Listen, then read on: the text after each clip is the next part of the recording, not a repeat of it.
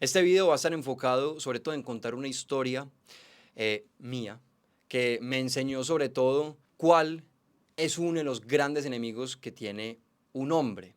Desde mi punto de vista, uno de los grandes pecados es el ego. Entonces hoy vamos a hablar de eso, del ego. En el año 2017 yo termino pues el colegio, me gradúo del colegio y me voy un año a vivir al exterior. Me fui a trabajar al Reino Unido, específicamente en Escocia, en donde estaba cuidando personas con discapacidad cognitiva. O sea, yo cuidaba a diario personas con síndrome de Down, con autismo, síndrome de Asperger, Angelman y diferentes discapacidades pues, que hay. Cuando yo llegué, a todos mis compañeros de trabajo, que también eran jóvenes como yo, que nada más iban a ir un año, a todos los compañeros de trabajo les informaron que yo iba a ir. De forma que cuando yo llegué, la recepción fue excelente. O sea, no fue como que la gente pues, le tomó por sorpresa mi llegada, sino que ya sabían que yo iba a llegar. Inmediatamente llegué y me invitaron a actividades, me trataron supremamente bien y me dieron una excelente acogida. Mi relación con ellos fue excelente, fue muy bien. Pasa el tiempo y aproximadamente 2 meses después de mi llegada, yo me voy de vacaciones, 3 semanas.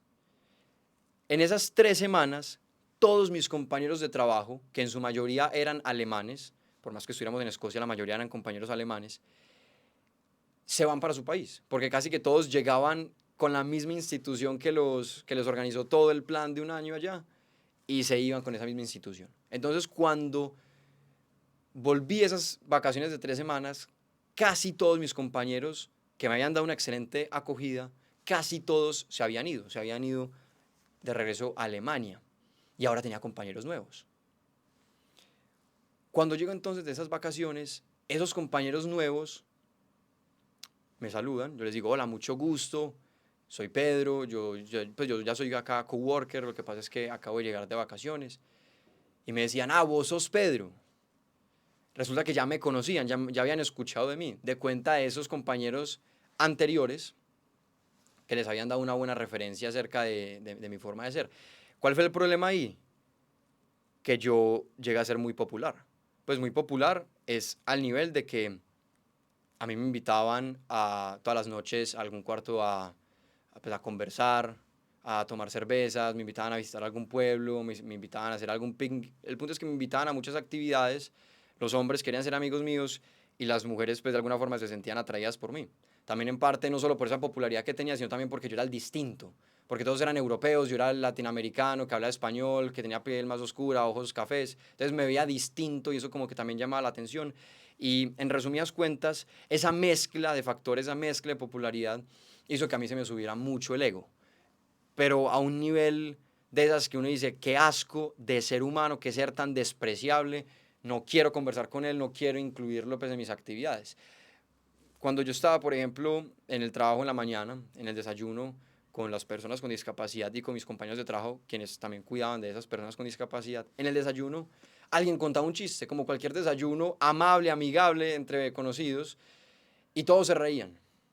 Yo me aguantaba la risa, porque quería verme serio, quería verme como que de alguna forma tu chiste no era suficientemente gracioso para mí. También pasaba que me invitan a actividades y yo las despreciaba como, no, ¿qué es eso tan, qué bobada, qué tontería? Y, y cuando la gente me conversaba yo era cortante porque yo sentía como ellos me van a seguir conversando aunque sea cortante. Si ellos ven que yo no me río van a hacer más esfuerzo porque me ría. Y casi que yo pensaba, no, es que ellos tienen que llegar a mí, es que lo importante soy yo, ellos son los que me tienen que buscar. El resultado final de ese comportamiento fue que a mis 4 meses de estar en Escocia me quedé sin amigos. O sea, yo estuve 2 meses con mis compañeros de trabajo anteriores, me fui de vacaciones, llegaron esos 4, eran ahora otros 2 meses en los que estaba relacionándome con nuevos compañeros y me bastó esos 2 meses para perder esa popularidad que yo tenía, o sea, una imagen que tenía, la destruí. Entonces el resultado de eso fue que me quedé sin amigos. Yo pasé aproximadamente otros 2 o 3 meses en los que iba muy en automático. Iba al trabajo, miraba feo, no socializaba, llegaba a mi cuarto, hacía ejercicio y me dormía. Y esos eran mis días. Trabajar todo el día, ejercicio y me dormía, trabajar todo el día, ejercicio y me dormía. Mis compañeros empezaron a programar viajes entre ellos, a los cuales yo no estaba invitado. Empezaron a hacer salidas a pueblos a los cuales yo no estaba invitado. Empezaron incluso a hablar mal de mí. Ya nadie me prestaba atención, nadie me paraba bolas, como decimos acá en Colombia. Entonces, el ego hizo que perdiera estatus, el ego hizo que perdiera oportunidades sociales, el ego hizo que perdiera amistades, el ego incluso terminó aporreando tanto algunas amistades que algunas de ellas no volvieron a recuperar el mismo nivel que llegaron a tener. ¿Qué hice? ¿Qué hice entonces? Literalmente, volver a acercarme a las personas, pero ahora sacándome completamente del pedestal, por decirlo así. Ahora tenía yo que hablar con los otros, preguntarles cómo están, cómo les fue. Era yo quien les proponía salidas y al principio no me invitaban. Tenía que escuchar. A veces las personas cometemos mucho el error de que hablamos y hablamos y hablamos y no escuchamos. Y cuando el otro se supone que está hablando, nosotros no estamos escuchando, sino que simplemente estamos esperando a que el otro termine de hablar para yo empezar a hablar. Entonces empecé a escuchar, no simplemente a esperar mi turno para hablar. Y eso empezó a hacer que la gente se sintiera mucho más a gusto conversando conmigo, mucho más a gusto a mi lado. Nuevamente me invitaron a actividades y poco a poco se fue construyendo nuevamente la relación. Al final del año, puedo decir con toda la tranquilidad y la felicidad del mundo que, digamos, esa popularidad la recuperé.